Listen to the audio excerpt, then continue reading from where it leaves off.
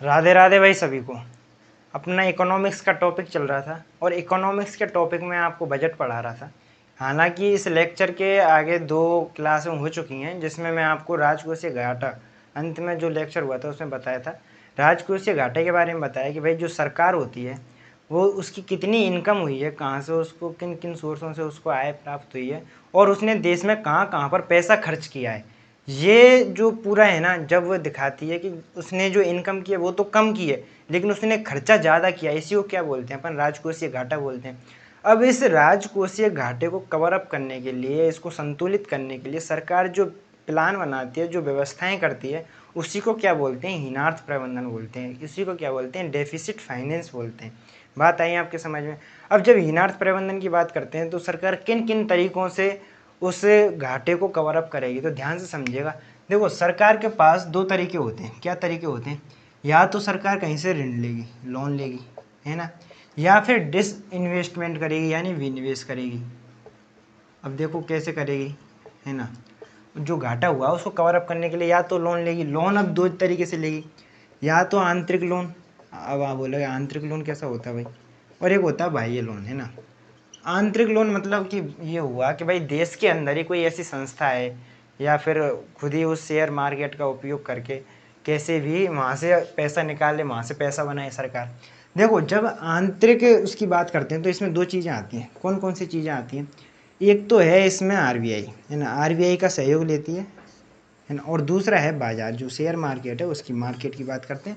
Market से सरकार पैसा बना सकती है और जो अपना घाटा हुआ उसको कवर अप कर सकती है। अब देखो, आरबीआई से बेसिकली होता क्या है कि जब सरकार ने देखा कि यार अपने को घाटा हुआ है, अब अपने को जब घाटा हुआ तो उस घाटे को कवर अप करने के लिए ऐसा करते हैं ना, आरबीआई अपनी संस्था है तो क्या करते हैं कि आरबीआई से बोल देते हैं भाई ठीक है, जितना अपने को घाटा हुआ है उतना हमको पैसा बना के दे दीजिए आप।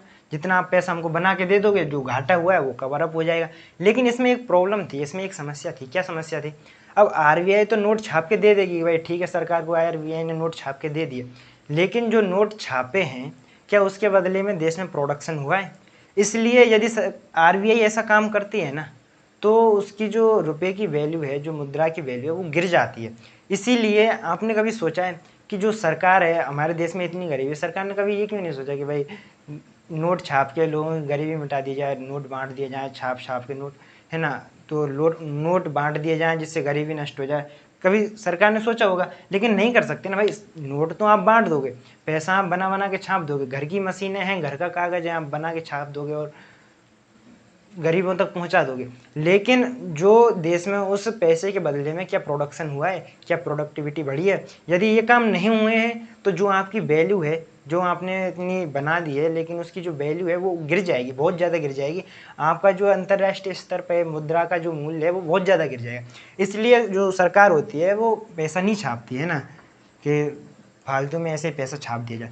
इसलिए अब पहले क्या हुआ था कि सरकार ने सोचा कि यार अपन ना इस जो आरबीआई ये सुविधा देती है इसका हम भरपूर उपयोग कर सकते हैं। क्या उपयोग कर सकते हैं कि मान लीजिए सरकार ने कोई राजकोषीय घाटा हुआ है तो सरकार ने कहा भाई ठीक है आरबीआई, देखो हमारे इतना घाटा हुआ है, आप हमको नोट छाप के दे दीजिए।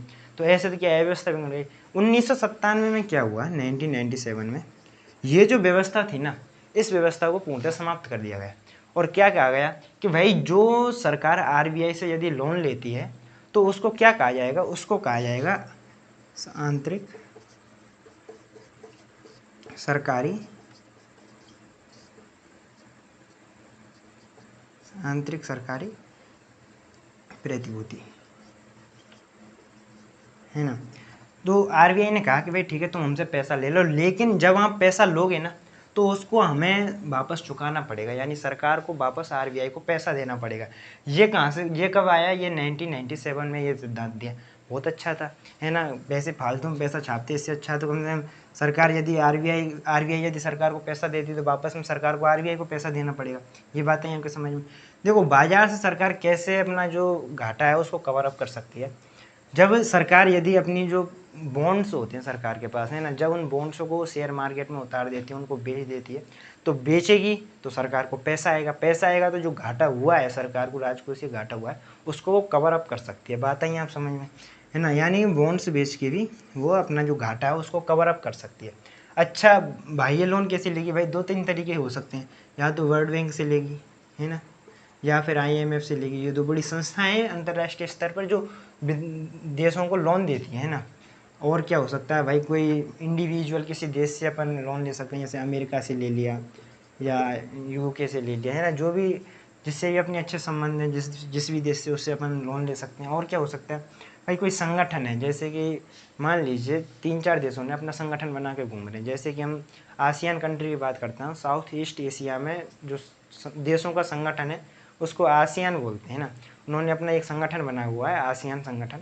यदि उस सरकार क्या कहे, भारत सरकार के भाई ठीक है हम आसियान संगठन से पैसा ले लेते हैं उधार, तो यदि आप संगठन से लेते हो तो वहाँ से भी पैसा प्राप्त हुआ, तो उसको उससे भी आप अपने जो घाटा हुआ है उसको आप कवर अप कर सकते हो। बात आई आप समझ में?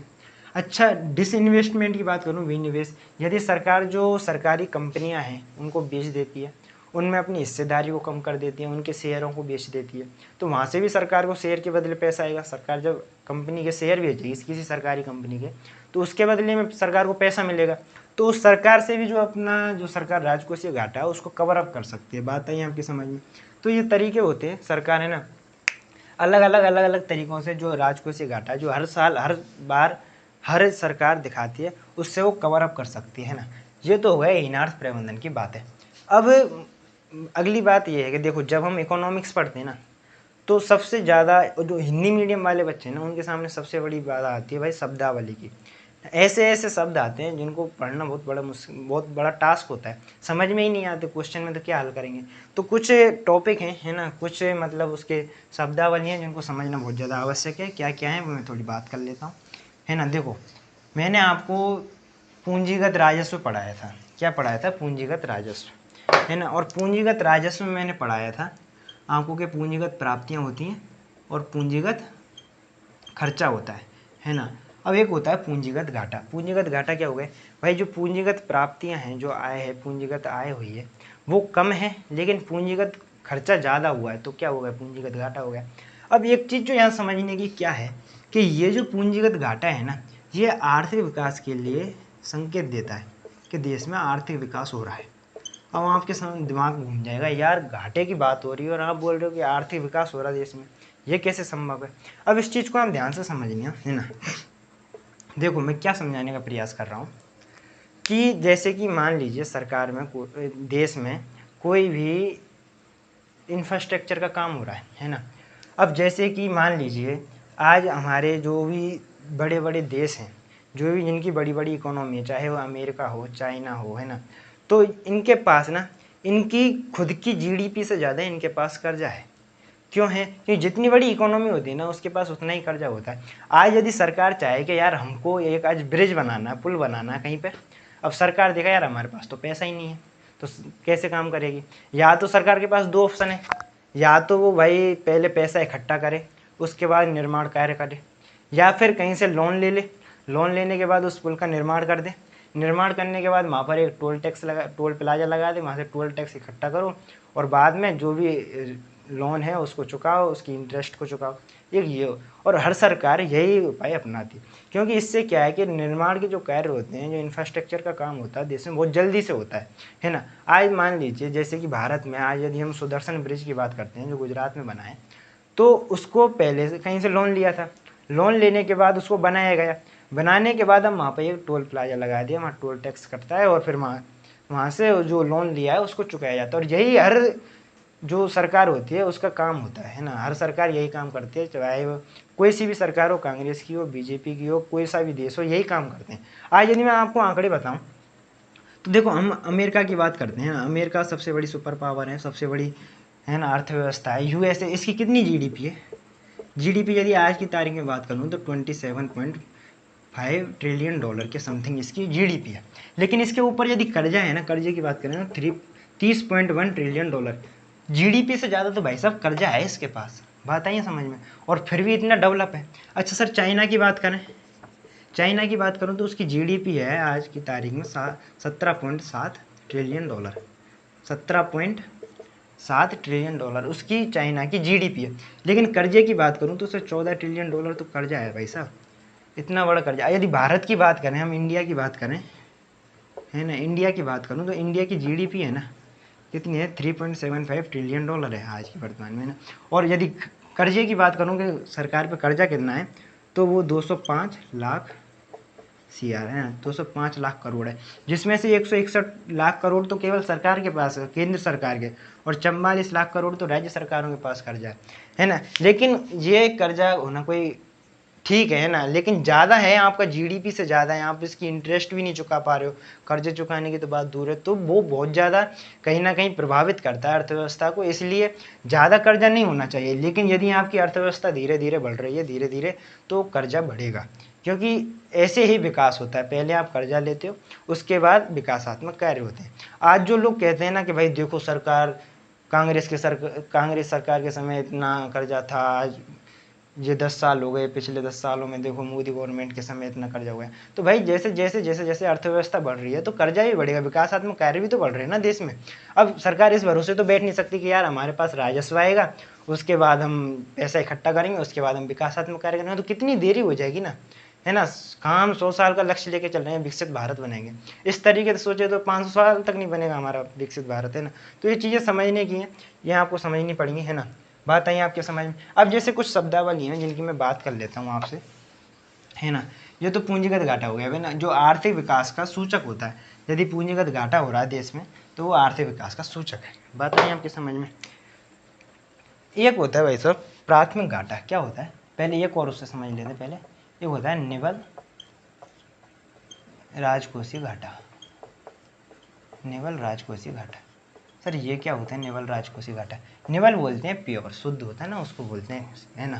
देखो राजकोषीय घाटा मैं आपको बता चुका हूँ, है ना। राजकोषीय घाटे में क्या क्या क्या बताया था कि भाई दो प्रकार की आय होती है, इनकम होते हैं, एक तो राजस्व इनकम होती है, एक पूंजीगत इनकम होती है, और दो प्रकार के खर्चे होते हैं, एक राजस्व खर्चा होता है और एक पूंजीगत खर्चा होता है। अब इनकम को जोड़ लीजिए और खर्चे को जोड़ लीजिए। यदि आपका खर्चा ज़्यादा है और इनकम कम है, तो यानी ये घाटा होगा, और उस घाटे को अपन क्या बोलते हैं, राजकोषीय घाटा बोलते हैं। अब जो ये निवल राजकोषीय घाटा है, ये थोड़ा इसका कॉन्सेप्ट अलग है ना। अब इस चीज़ को ध्यान से समझिएगा। जैसे कि मैं सन 2014 की बात करता हूँ, है ना, सन 2014 की बात करते हैं। सन 2014 में अपने देश में बीजेपी अपनी सरकार बना लेती है। इससे पहले किसकी सरकार थी, यूपीए की, कांग्रेस की सरकार थी। बात आई समझ में। अब हर सरकार अपने समय, कोई सी भी सरकार हो, बीजेपी हो चाहे कांग्रेस हो, देश में विकास करने के लिए क्या करेगी, लोन लेगी, है, लोन लेती है। बात आई आप समझ में। अच्छा, इसने भी लिया, इसने भी लिया।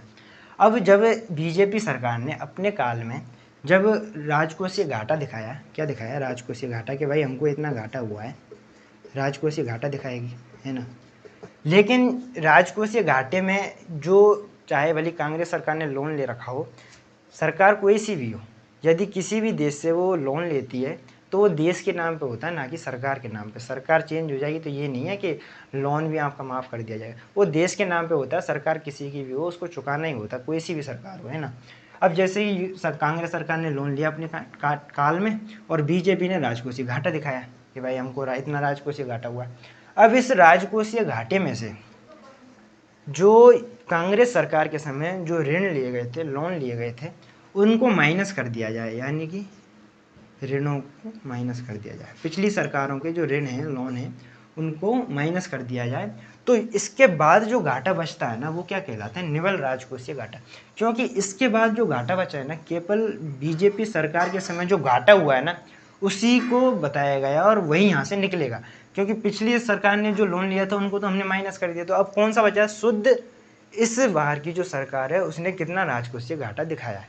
बात आई आपके समझ में। ये क्या होता है, निवल राजकोषीय घाटा। बात आई आपके समझ में। एक होता है प्राथमिक घाटा, कौन सा, प्राथमिक घाटा।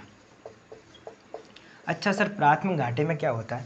अब देखो ये चीज़ समझो, जो ये राजकोषीय घाटा है, जो बीजेपी ने अपने काल में बताया कि भाई इतना राजकोषीय घाटा हुआ है। अब पिछली जो सरकार है उसने लोन लिया होगा, तो कोई ऐसे तो जीरो इंटरेस्ट पे तो कोई देता नहीं है, कुछ ना कुछ ब्याज लगी होगी, उसकी इंटरेस्ट होगी, तो वो भी चुकानी पड़ती होगी। अब यदि इस राजकोषीय घाटे में से पिछली सरकार ने जो लोन लिए हैं, ऋण लिए हैं, उनकी जो इंटरेस्ट है, उनकी जो ब्याज है, उसको यदि इस राजकोषीय घाटे में से उस ब्याज को माइनस कर दिया जाए, इस राजकोषीय घाटे में से ब्याज को माइनस कर दिया जाए, जो पिछले सरकार ने जो लोन लिए थे उनकी ब्याज को यदि इसमें से माइनस कर दिया जाए तो उसके बाद जो घाटा बचता है ना उसको क्या बोलते हैं, प्राथमिक घाटा बोलते हैं। क्या बोलते हैं, प्राथमिक घाटा बोलते हैं। बात आई आपके समझ में। एक होता है शून्य प्राथमिक घाटा। क्या होता है, शून्य प्राथमिक घाटा। अच्छा सर इसमें क्या होता है, इसमें देखो ये होता है जनाब कि जो पिछली सरकार है उसने ऋण लिया, लोन लिया, उस पर कुछ इंटरेस्ट लगती होगी। बीजेपी सरकार ने जो राजकोषीय घाटा दिखाया, ये जो राजकोषीय घाटा इतना उतना ही है जितना पिछली सरकार की जो ऋण लिया था, लोन लिया था, उसकी इंटरेस्ट है। यानी पिछली सरकार ने जो लोन लिया था, ऋण लिया था, उस पर जितनी इंटरेस्ट लगती है ना, उतना ही बीजेपी के काल में राजकोषीय घाटा हुआ। यानी कि पिछली सरकार के ऋणों की जो ब्याज है वो राजकोषीय घाटे के बराबर है। तो यानी कि बीजेपी की सरकार के समय तो कोई घाटा हुआ ही नहीं। तो उस चीज़ को क्या बोलते हैं, शून्य प्राथमिक घाटा। उसको क्या बोलते हैं, शून्य प्राथमिक घाटा। आई थिंक आपको ये बातें समझ में आई होंगी, है ना। छोटा सा टॉपिक था, आज ये टॉपिक अपना कंप्लीट हो गया। अगली बार से अपन नया टॉपिक स्टार्ट करेंगे। आज के लिए इतना ही, धन्यवाद।